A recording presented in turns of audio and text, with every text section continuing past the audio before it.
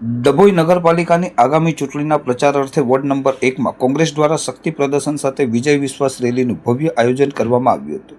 આ રેલીનો પ્રારંભ અત્યંત ઉત્સાહપૂર્વક જય જય શ્રી રામના ગગનભેદી નારાઓ સાથે કરવામાં આવ્યો હતો, જેણે સમગ્ર વિસ્તારમાં ભારે આકર્ષણ જમાવ્યું હતું। વાઘનાથ મંદિર ખાતેથી શરૂ થયેલ આ રેલીમાં મોટી સંખ્યામાં પક્ષના કાર્યકરો અને સ્થાનિક રહીશો જોડાયા હતા। આ રેલી પંચવટી, કૌમુદી, નડા, વસાહત, પ્રભુદાસની ચાલી અને ઉમા સોસાયટી સહિત વોર્ડ નંબર 1ના તમામ મુખ્ય વિસ્તારોમાં જય ઘોષ સાથે ફરી વળી હતી। રેલી દરમિયાન ઉમેદવારો અને કાર્યકરોએ વિવિધ વિસ્તારોમાં ઘેર ઘેર જઈને જનસંપર્ક કર્યો હતો અને મતદારોના આશીર્વાદ મેળવ્યા હતા। સ્થાનિક લોકોમાં પણ આ રેલીને લઈ ભારે ઉત્સાહ જોવા મળ્યો હતો અને ઠેર ઠેર ઉમેદવારોનું સ્વાગત કરવામાં આવ્યું હતું। આ વિજય વિશ્વાસ રેલીના પગલે વોર્ડ નંબર 1માં ચૂંટણીનો માહોલ બરાબરનો ગરમાયો છે અને કોંગ્રેસના કાર્યકરોમાં એક નવી ઉર્જાનો સંચાર થયો હોય તેવું વાતાવરણ હાલ તો સર્જાયું છે।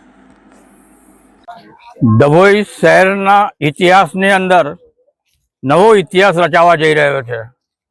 આજ સુધીને ડભોઈ નગરપાલિકાના વોર્ડ નંબર 1ના અંદર જે સોસાયટીઓ આવેલી છે એ સોસાયટીઓ તન મન ધનથી ભાજપ સાથે સંકળાયેલી હતી, પરંતુ ભાજપના હોદ્દેદારોએ, ભાજપના કોર્પોરેટરે આ સોસાયટીઓમાં કોઈ જાતના કામો કર્યા નથી। સોસાયટીના રહીશોની અંદર ખૂબ જ આક્રોશ છે કે આ લોકોને અમે આટલા વખતથી ચૂંટીને લાવીએ છીએ પણ અમારા સોસાયટીના કામો થતા નથી, જેથી કરીને આ વખતે કોંગ્રેસ પક્ષે, ભારતીય રાષ્ટ્રીય કોંગ્રેસ પક્ષના લેવલ પર અમે એક આખી પેનલ ઉતારી છે, જેમાં ભાઈ શ્રી મનોજ છે, બેન જિજ્ઞાસા છે, બેન હિનાબેન છે અને અમારા એક ઉમેદવાર કમલભાઈ બારોટ ઉપર એટ્રોસિટીની ફરિયાદ કરી છે।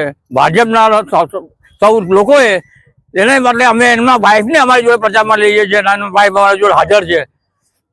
આ વખતે ડભોઈ નગરપાલિકામાં નવો ઇતિહાસ કેમ રચાવાનો છે એનું કારણ છે કે વોર્ડ નંબર 1માં કાયમ ભાજપની પેનલ જીતે છે, પણ આ વખતે લોકોના સપોર્ટને કારણે, લોકોના વિશ્વાસને કારણે વોર્ડ નંબર 1માં કોંગ્રેસની પેનલ જંગી બહુમતીથી જીતવાની છે।